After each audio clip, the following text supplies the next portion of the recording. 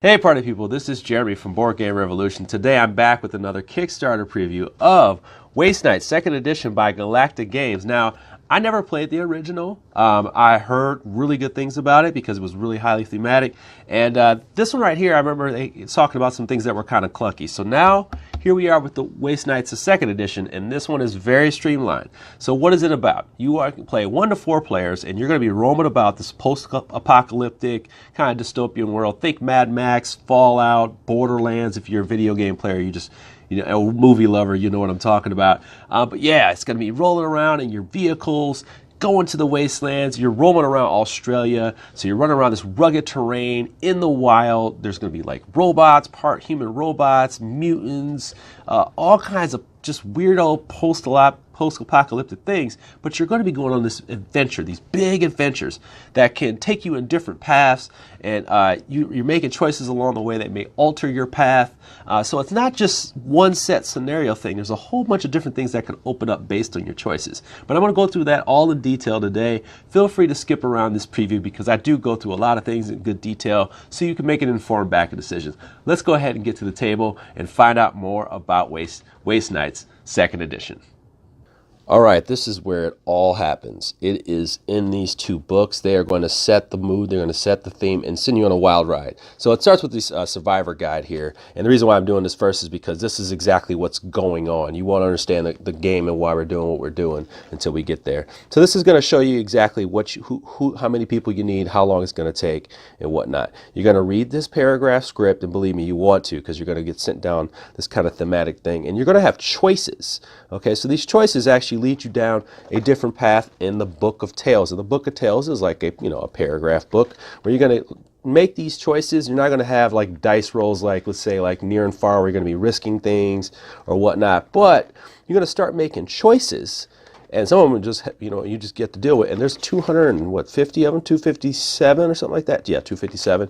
And they're going to take you back into this book for plots. Okay, so you may have a different plot you got to deal with based on some of the choices you made. Sometimes they may have a timer, sometimes they may not. Sometimes you have to collect things. Sometimes there's a lot of different things, or sometimes you have to fight a boss, and things may resolve differently based on choices you made.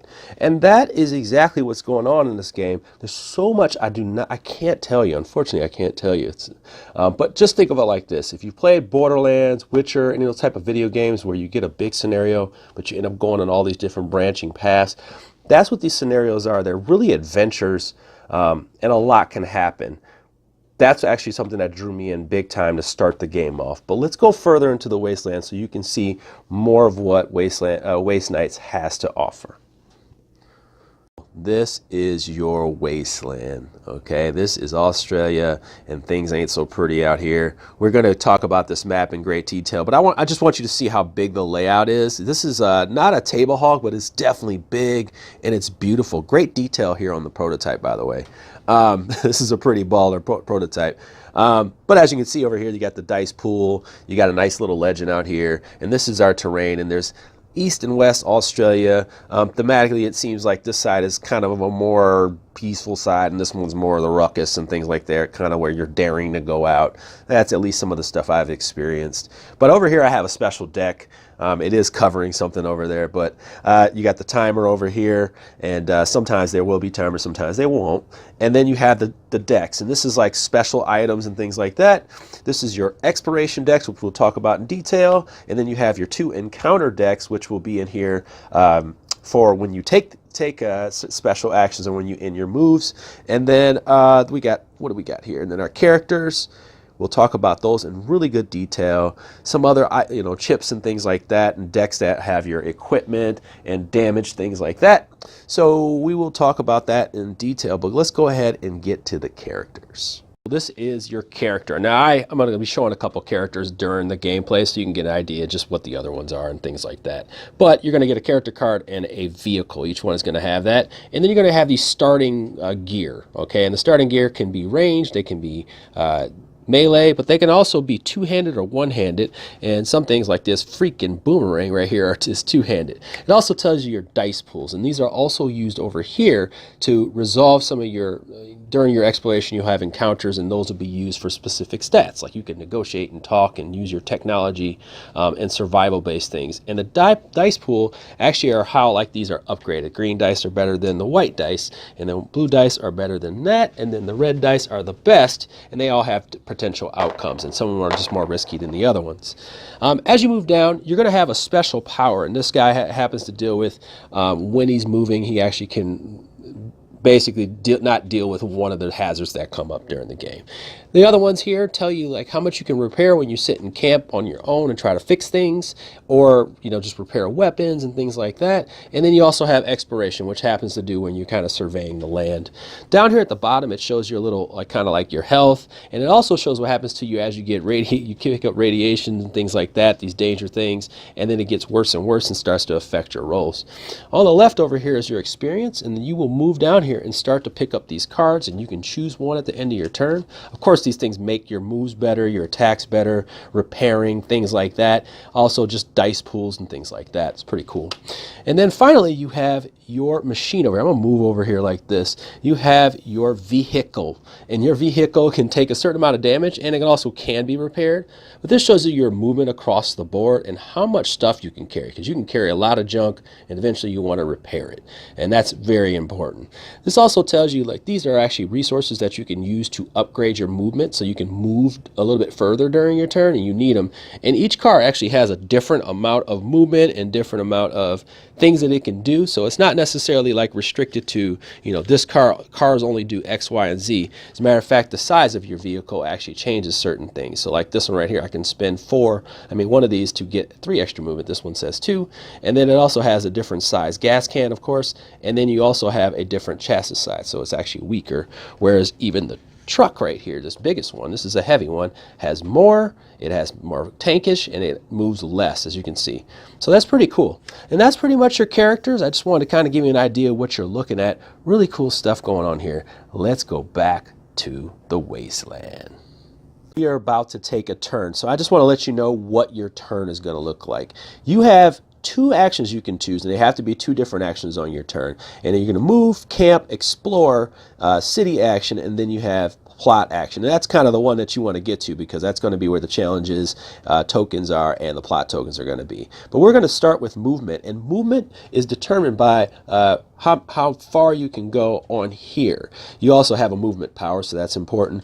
But when you get to your movement limit, you're going to have these things that you can spin, these gas cans, and it looks like I have 2 more movement points when I do that. And the reason why that's important is because I'm paying attention to the terrain I'm moving on. But let's go ahead and get to the boards and take a look how we use our movement points, things that we have to navigate, challenge tokens, all of that. All right, let's do it. This is the map. Now you can see there's different types of terrain. You can see there's different types of effects that happen. They're all over here, but I'm going to just show you like a kind of a zoom in of what the map is, because you're going to have these challenge tokens, and as you can see, they're spread across the board here. Those are what you're going to be shooting for, because you want to unlock certain plot points. You may have a timer where you got to go to specific places. The deck may be separated and say, hey, get to this deck here and find specific things. But we're going to focus on movement, because movement is actually the majority of the game. We came over here, we already talked about the characters, things like that. So now we're going to move. Sorry about that. We are going to use our 4 movement points. Now, he has a specific action, and as you can see, there's little different things that could happen to a character that could potentially hurt them.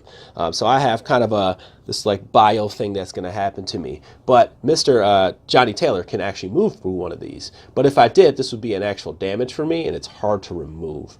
But I'm going to go ahead and go through one of those because he has a special power that says so. So I have 1 movement point, and how do I know that's a movement point? I'm going to lay that right there. It's going to tell me specifically as I move how many movement points it costs. So I'm going to do that's 1 movement, 2 movement, and then this one costs 2 movement as well. So this is going to be 4 total movement. And then when I finish my movement, I actually have a specific deck that I would need to draw for based on my terrain. Okay, like that. So those are 2 decks.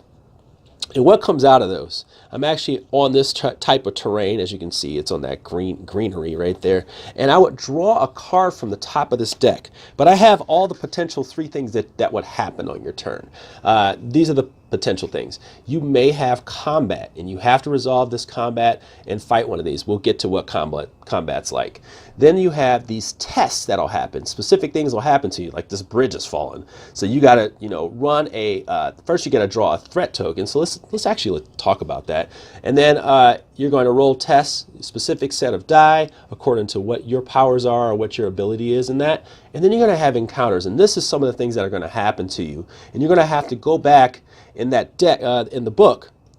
You're going to go back in the book, the plot book, and you're going to look at the bottom here and say, hey, if this is D, go to this passage back in the Book of Tales. So then you would look at a specific passage, but that didn't happen for you.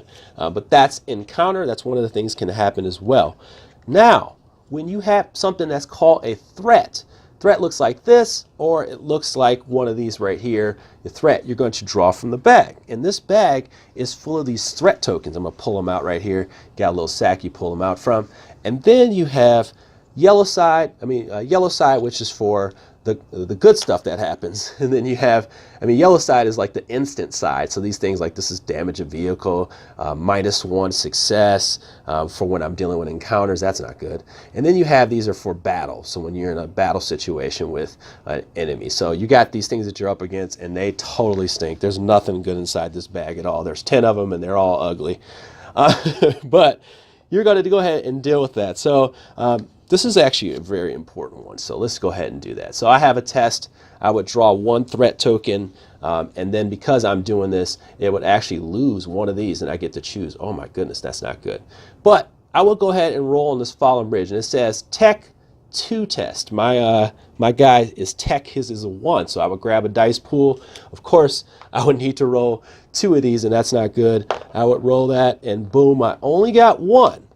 But I want to look here because it says by a hair, if you have a light vehicle, you obtain 1 extra. So this probably would have been better if I have a light vehicle. I could fly through here. But if I passed, I would get +2. And then it says fall, attach 1 malfunction to your vehicle. So then I would attach 1 malfunction piece to my vehicle. And I'm not going to do that, I'll show you that. But that's what happens. Movement, you move a certain amount of spaces. You can add things to it. And then you can add stuff to it, and then an encounter happens to you based on where you are. And you can have various different situations happen based on that. So that was kind of a move, an encounter, and potentially other things that can happen to you. Let's go ahead and get to the next action, which is camp. Because bad things happen to you, you get beat up. Camping is one of your options when you are trying to patch yourself up until you can get to a city where it's the options you have right here are a lot better. You may be injured, your truck may be wrecked and things like that, but you got to do something while you're out here. So you can heal when you're camped, and you can heal up to 3 of your health, or you can cure one of these instead. And you really do, because once you start getting worse off, you're going to have situations where you can't heal as well. You can't heal, you can lose a die during combat, that's really stinks. Or you can cure one of these these kind of like these special rads, and then like what happens, a bio I should say, and then it flips over. That really stinks, so you got to go 2 rounds with that. You also can use your repair to repair an item. And the repair is basically you got to pay this cost, which I do not have, and that really stinks, that I can flip this over and heal it, all right? Or I can pay to help with my chassis, which only takes 1 repair, but then I can repair damage to my truck. So there's a lot of things that you can do. You also can share spaces. When you share spaces, you go to a point out in the corner over here. It's way out in the corner, and you actually go there together. So you place these out here. They go in a camp together. You put a token out there where you're at, and then you go all the way to this big corner right here, and that's like your camp for the round right there. And you can exchange and help each other out, because this guy's going to need some help. He doesn't really have much that he can do here without your help. And that's pretty much the camp action. It's really quick. It's like a quick repair, but you definitely want to go to the city, and we're going to talk about that because it's just a better option. You can get more and do more. All right, so Johnny Taylor has arrived at New Sydney. Okay, he is here. He is ready to go and get himself together because it is ugly out there. Now when you end your turn on here, let's say you're moved here, you actually can resolve an exploration there, just so you know. That's the terrain. That's something I had to pay attention to. I totally forgot. But this is a preview, geez. Okay, so there's a lot of things that can go on here. Now the city is actually better than camping. So like when you go to different locations like the Quack, and you can only go to 2. When you go to the Quack, you can heal 4, and you can also heal irradiation. Okay, so that's pretty cool, right? Or you can heal your injuries, and injuries are terrible because when you go past your threshold of 8, you actually get knocked out. You become unconscious. Now you don't die, you come back. You come back worse, you're terrible, but you also get injuries. And this one right here can affect your exploration, it can affect your dice rolls, things like that. But that's that location. Let's say I got rid of that instead of healing. Then you have the same kind of idea when you go to the garage. You can heal up to 3 of your damaged, damaged pieces to your chassis, or same kind of idea. Then, like when you go past your threshold here, you're going to get, let's say you're past here and you're 6. This thing is damaged. It would actually stop your movement out in the field there, but you can also heal this one, and this one actually takes away from my movement and get rid of that as well. But you got to pay repair costs. That's the thing. The big one is you still got to pay your repair costs, which you only have 1 for this one. That stinks. And then you're finally, and then you have the other thing you can do. This is a workshop. So you can go here and you can basically repair one of these as well. Got to pay the repair cost, which is 2, but then it flips it right over. Actually, you don't have to pay the repair cost of the workshop. I remember that. And then you basically get this back to normal. And that works really well for weapons because you have you're worse off here, but then you get better here. Like you get better dice. And then finally, you can go over here to the good old stalls, and you can buy things. You can buy things using cards, but these come in broken. Okay, so these come in broken like this, and you can pay the cost for them, but they're going to come in broken. You got to pay for the cost for them in cards. Their cost is at the bottom, and then eventually you may want to go back and then you want to make them better. Okay, and that's pretty much it. There's a lot to do here, but you really need to get yourself in a better situation before you hang out. But you got to watch for that timer, and that is the city. Let's get back to the wasteland. Okay, Alenta has decided for, let's say, her second action, she's decided to explore. She stopped in the sand area, and now she's going to explore. Now, exploring has to do with what your explorer number is. So this is your explorer, and you can use more of your gas cans to actually add to it. So what does explorer mean? You have this specific deck, and you're going to pull from this deck right here. Let me pan out a little bit for you. And then you have a deck, and you're going to pull 1 card at a time for your explorer, and it's going to be based on where you are. So I have this one right here, and I have this choice right here. I can take one gas can or 1 bullet clip, and I'm going to have to take 1 damage to my vehicle. Maybe I don't want to do that. So let's say I don't want to do that. I'm going to go ahead and then draw another card because I can do up to 3.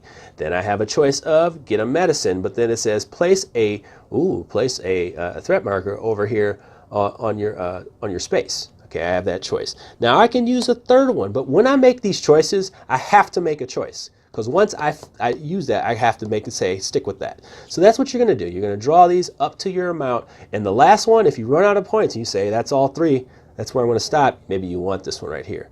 Okay, so that's what your choice is going to be. And that's pretty much the exploration action, which is a really simple one. So good old Johnny Taylor was out, and he finally got to a place with one of these tokens. Now the book is going to tell you, the plot book basically is going to tell you, hey, when you get to these special spaces, this is going to happen. I'm not going to go on that, but it'll tell you actually what happens when you take that action through here in the plot rules. Sometimes it's just gathering stuff. Sometimes it's actually, traveling through this deck, which I put over here, and pulling cards from this deck. When you do, it could be an attack, and I just want to have an opportunity to talk about fighting. Now, how is this done? You're going to prepare for combat. You can decide to do range, and range would be using your guns, or you can use blades, which would be melee, and they have the same idea too. It'll tell you what your dice pool is based on that. So let's say I was using my gun, I would have 2 green dice, and then I would have 2 blue dice for my weapon. I also need to know what my weapon can do, and mine just says, hey, when I shoot from range, I can actually reload. And when you shoot with your gun, you have to use these bullets. So that means that you could be down to your bare hands and you have to fight melee if you don't have a melee weapon. But they're pretty much the same. And then you also can take damage, and when you take damage, you actually can use this instead and break it to flip it over. And if it gets broken again, either through combat or you using it to defend, this actually goes away. I'm going to go ahead and flip it like that. But over here, it's going to tell you status effects. So sometimes these characters are relentless, and that's ugly.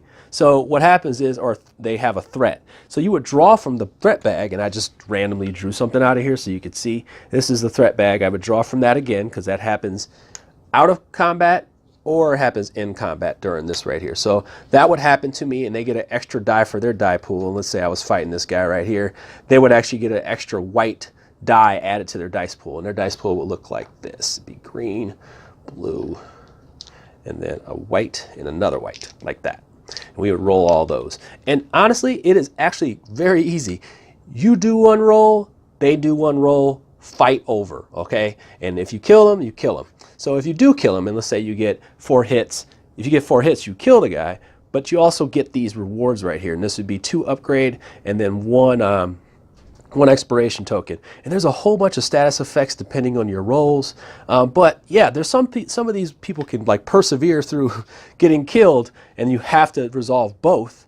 And that's called relentless, and sometimes then they can survive until you actually resolve the whole combat. So it's unfortunate, but they get a chance to fight you back. So that's it, melee, shooting, and you only get 1 round of that, and it's done. And I like that because it's real streamlined and quick. And I believe in the first one, in the first edition, that was a big issue of how much was going on with the combat. But this is really simple, and it's laid out right here as well. And that is combat. Let's get back to the wasteland. But this is the biggest part of, resolving some of the plot things. Okay, final thoughts on this one here. Waste Night 2nd Edition is very, very, very, very immersive. This game is rich in immersion and theme and adventure, okay? This takes you on a true adventure through many different paths and passages that you don't even expect. Like, I didn't even expect some of the things that happened to happen, but I like the way it plays out. And I like, you probably spoil it and go through and see the big bad and go, ooh, how do I get to that? But there are things that can happen, and you have to prepare for those, but you can't, because you're going to make certain choices. It's going to steer you a certain way, and then boom, it's revealed. But not just the story. That just sells you on the game, like where we are and what we're playing for. But just the route through the wasteland. Like, you can have random encounters when you explore, when you're riding around, and you can run into like a gun that just shoots on you. A bridge breaks. These random dogs come run up on you. Crows come rolling up on you. Weird machine humans come rolling up on you. You got all kinds of stuff like that. And there's also different types of things to do. I forgot to say that too. There's different types of things to do. You got to travel around the map, pick up things. You kind of got a timer that keeps you under pressure. And then some results are better depending on how fast you resolve them. That's really interesting. I like the fact that you can get hurt and you don't die, but you get injured and your truck gets messed up. That's a really cool idea. I didn't see that one coming at all, but I like it. There's a lot of things that get broken and you got to fix them. That makes sense. It should be a junky world. It should be a rusty world. It should be a survival world. And that's what I see in this game. But I'll leave it there. I think you got a good idea how this game plays and what it's about. I can't tell you what to do with your money, but I hope that helped you make an informed backing decision today. I'd like to thank Galacta for sponsoring this video, and I'd like to thank you for watching. Take care, party people. Please feel free to like and subscribe. Without a doubt, thank you so much for your support, and you guys take care. You have a wonderful day.